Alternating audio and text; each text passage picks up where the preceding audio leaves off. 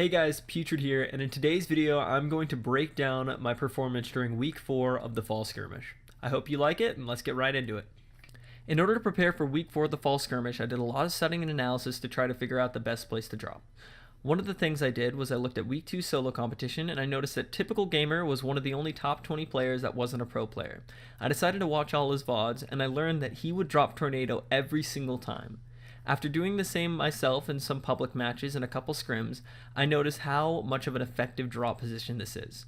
What Tornado gives you is a decent amount of loot, decent amount of mats, and an ability to rotate pretty much anywhere on the map, which is huge in competitive play. On top of this, there is an audio cue anytime someone enters the Tornado, so you can almost never get stuck up on. One of the biggest strats though was to always land on top of the house, try to break the chest in the roof, which was literally always there, a guaranteed chest, maybe get an assault rifle and look at the edges to see if someone's getting a chest. As you can see in this footage, I'm going for that top roof position and then I get beat out. So here's the clip of me getting beat out to that top position, and here's how I react. So as you can see, I think I have a really good drop. This guy just comes out of nowhere and he's got a great drop. So what I have to do is I quickly try to get low ground and I try to land as fast as possible. I see a chest, I see a gun, I grab it, I open the chest, and I just get out of there. I do not want that guy to take some pop shots on me on top of the hill where I pretty much have no cover and no mats to protect myself. After finding some mushrooms on the ground, I was able to get to full health and full shield. And the reason I wasn't panicking when that guy landed on my drop location is I had already planned for something like that to happen. I had a plan B just in case, and it ended up paying off. So in this next clip, I'm going to show you the first engagement I got into during game 1.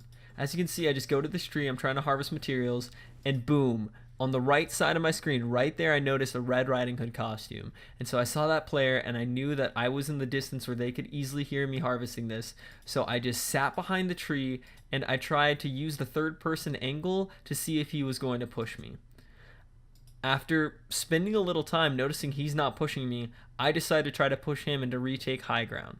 So as you can see here, I just quickly build up. I look for him, I try to build around, he gets a shot off, and at this point I'm in a little battle with him. I'm trying to play the low ground.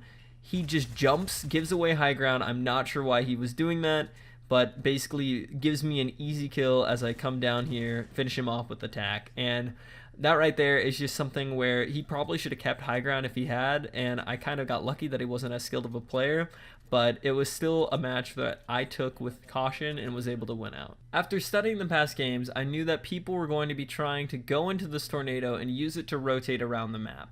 So one thing I wanted to do was strategically position myself around the Tornado to catch those people off guard. As you can see in this clip, I catch one of those guys off guard and I'm almost able to kill him. So I can see him just launch padding right in. I'm able to get a few shots into him, not enough, but I keep spraying. Now at this point, I try to get an angle with high ground. It still isn't going to be enough as he's able to get into the Tornado. I get one more shot and I just cannot finish off the kill. So after putting so many shots into that guy, I decided to chase him and I end up taking this Tornado. So I hit it, I go right to the top, and look what happens. I see that build. Now this build right here is impossible to get to from using the Tornado. It's too high. I literally cannot get to it without building, and so I know that whoever is in that build is going to have a really good line of sight on me. I also didn't see at the time, but now I can see that the other player I had just shot at, he built a 2x1 structure right here, so he was turtling. So these guys were about to get into a fight.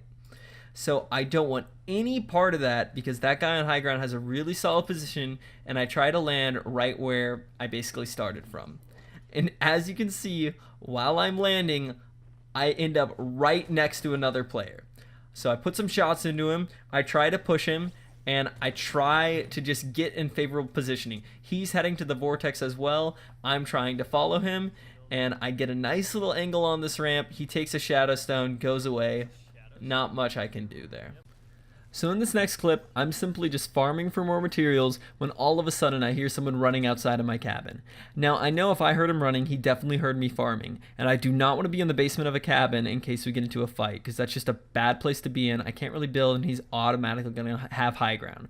So what I do is I try to find him. Now I do see that build over there and I just sit behind this tree. Now I am pinned. I am in a terrible position. He is directly between me and the vortex, and he has high ground. If I had any chance of escaping this fight, it would have been through the vortex. I can't reach there, and so now I'm just forced to play the waiting game. I end up using the tree to just 3P around. I know he's in that box, and I'm just trying to find out what he does. So I wait. He builds that window and starts shooting the shed because he thinks I'm in there. This gives me an opportunity to put some pressure onto him, fire a quad launcher, and just try to regain a different position. He gets on top of me, jumps down. I'm able to get a bullet into him. Now, all of a sudden, I just get third-partied on the side. So what I'm thinking here is 1x1. And the reason I built this 1x1 was to try to get the attention off of me and try to have those two people fight. I try to extend this to a 2x1 to give myself a little more cover. And what I don't realize here is that the player I had just initially applied pressure to is now shooting the floor, so this floor, on the other side of my 2x1 to try to get into my 2x1. I thought he was shooting something else, and it basically cost me to lose a bunch of health because he just drops down and lasers me. Now right here, I'm able to turn around. I'm one shot. I'm able to put some shots with my submachine gun into him. I end up running out of ammo, and notice what I do with this wall. I end up editing and resetting the wall in a split second that actually blocks his shotgun shot, keeps me alive, and I'm able to finish off the kill with an assault rifle. If I had not edited that wall, I most likely would have died. That being said, this guy missed a lot of shots, so I probably should have died either way, but I did get lucky in this kill. There's the edit, there's the block, and there's the finish.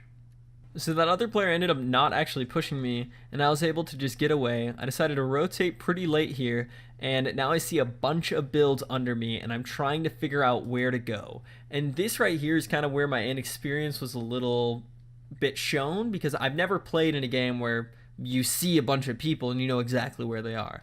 But I have watched some videos, and I decided to just go straight down to cargo right here and make myself a little home right in the corner behind these brick walls. So I was able to make my 2x1, and as you can see here, I am just chilling with 3 panels already edited. And the reason I have these 3 panels edited is in case anyone tries to push me, I have the ability to get out instantly and try to regain high ground. But right now, I'm just chilling. I'm not pushing anything because I really am close to a point with getting that third elimination, and I don't want to put myself in a situation where I get focused because every single person is around me.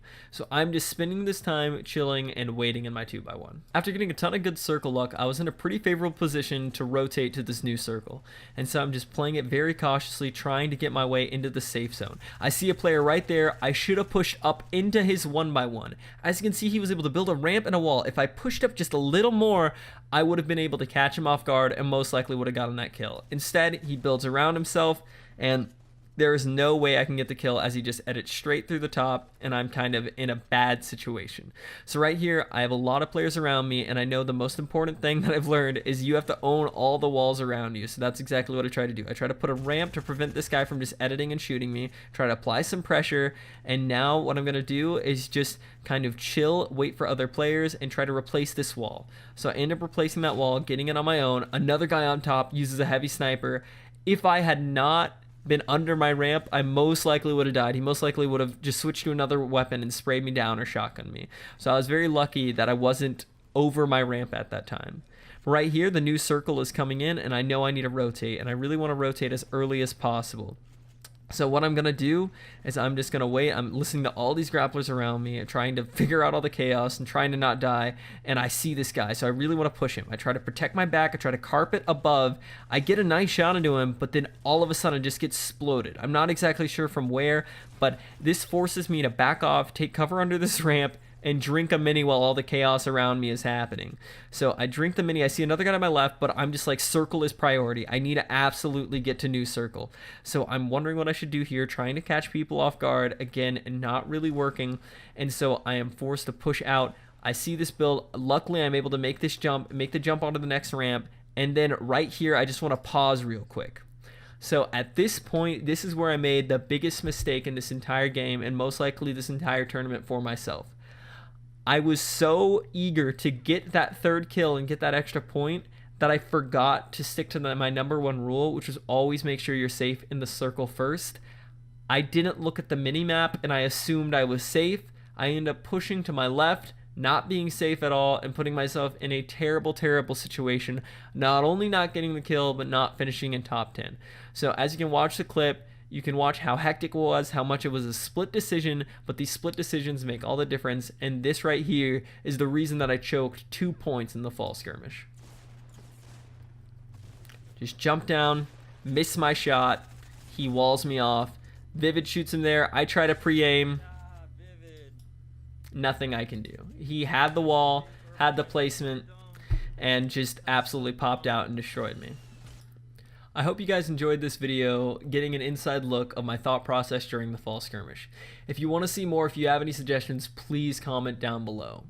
Now I also want to give a quick shout out to BallaTW and MatsuDface for making videos that really help me prepare for this skirmish. I would highly suggest going and checking out their channels and learning basically how to not only study other people's gameplay, but how to study your own gameplay. Again, if you like this video, please comment down below. Please just tell me anything I can improve, and thank you so much for watching.